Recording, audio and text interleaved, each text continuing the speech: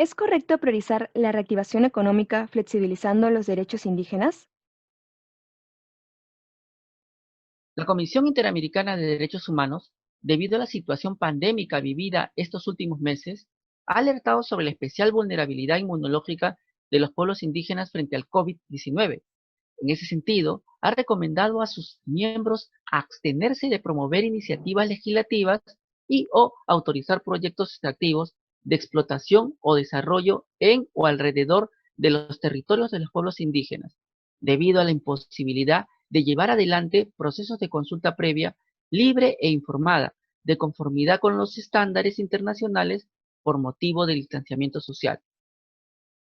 A pesar de ello, el 10 de mayo último, nuestro Poder Ejecutivo emitió el Decreto Legislativo 1500, con el fin de establecer medidas especiales para reactivar, mejorar y optimizar la ejecución de los proyectos de inversión ante el impacto del COVID-19.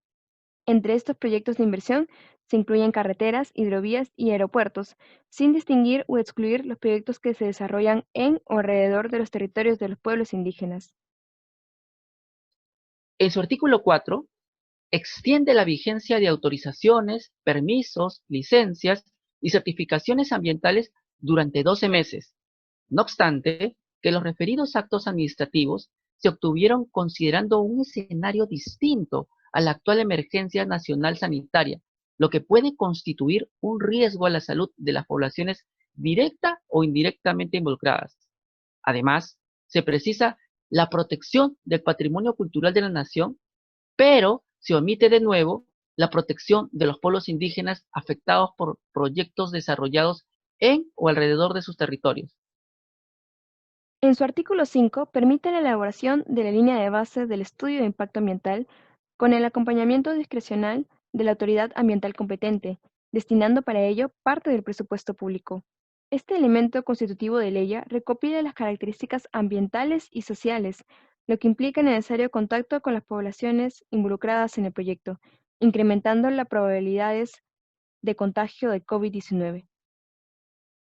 Para ello, en la segunda disposición complementaria final, se delegó en el Ministerio del Ambiente la aprobación de disposiciones que permitan a los titulares realizar el trabajo de campo para la elaboración de líneas de base atendiendo disposiciones sanitarias.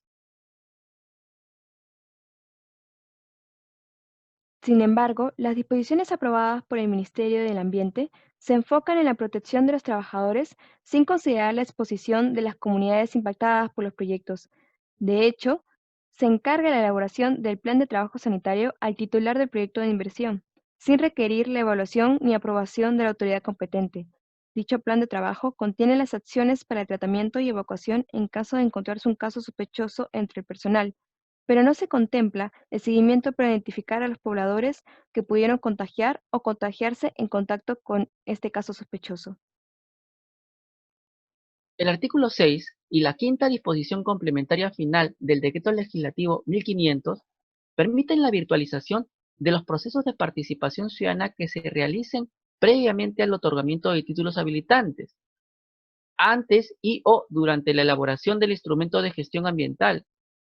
durante el procedimiento de evaluación ambiental y durante la ejecución del proyecto de inversión a través de medios electrónicos virtuales u otros medios de comunicación, sin excluir los proyectos que se realizan en o alrededor de los territorios de los pueblos indígenas.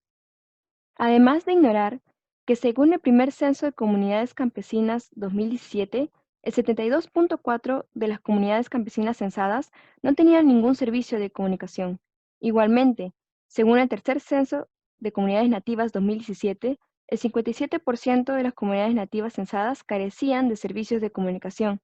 lo que vulnera su derecho a la participación ciudadana debido a la imposibilidad de su implementación aunado a la falta de pertinencia intercultural. El artículo 8 ordena al organismo de evaluación y fiscalización ambiental regular el procedimiento y las reglas para el fraccionamiento y aplazamiento de la exigibilidad del pago de multas impuestas sin requerir el otorgamiento de garantías ni el pago de intereses, omitiendo el Plan Anual de Evaluación y Fiscalización Ambiental de OEF,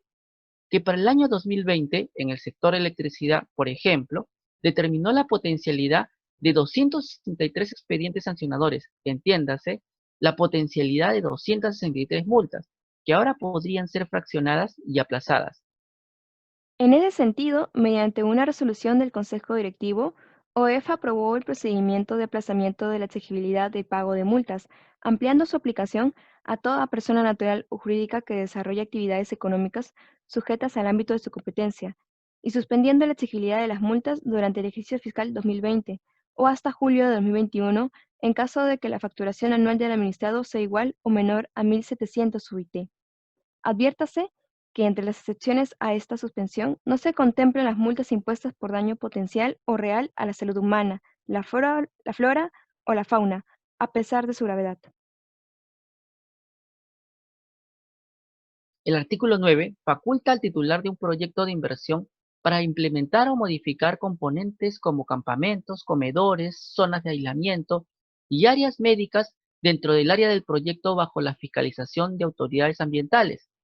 sin tomar en cuenta la opinión o supervisión de la autoridad sanitaria competente, para garantizar el desarrollo de actividades en el contexto de emergencia nacional y sin excluirse los proyectos que se desarrollan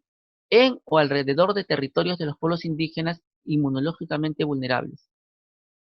La primera disposición complementaria final establece una supuesta garantía de los derechos colectivos de los pueblos indígenas, admitiéndose que la norma impactará a los pueblos indígenas y que su aplicación sin consulta es inconstitucional. Además, se precisa que el respeto de los derechos colectivos será conforme a la normativa vigente que regule la materia, normativa que desde 2016 omite el derecho de consulta previa en la construcción y o mantenimiento de servicios públicos. El debido proceso de consulta previa para la construcción y o mantenimiento de infraestructura relacionada con la provisión de servicios públicos fue reemplazada por un plan informativo elaborado por la entidad promotora después de aprobar la medida administrativa, sin evaluar los impactos positivos o negativos sobre los pueblos indígenas involucrados. Por todos estos motivos, la Confederación Nacional Agraria, la Asociación Interétnica de Desarrollo de la Selva Peruana y la Organización Regional de Pueblos Indígenas del Oriente solicitaron formalmente la consulta previa del Decreto Legislativo 1500. No obstante, la petición fue rechazada por ser una medida legislativa ya publicada, a pesar de afectarse directa y negativamente sus derechos colectivos. Finalmente, el 30 de junio último, a portas de iniciar la tercera fase de reactivación económica, la titular del Ministerio de Economía y Finanzas confirmó la extensión de la virtualización a los procesos de consulta previa, con excepción de la etapa de diálogo, desatendiendo las recomendaciones de la Comisión Interamericana de Derechos Humanos y flexibilizando el derecho a la consulta previa libre e informada de los pueblos indígenas. ¿Es necesario sacrificar los derechos colectivos indígenas para promover la inversión en sectores estratégicos? ¿Acaso no es posible una reactivación económica respetando los derechos de las poblaciones más vulnerables?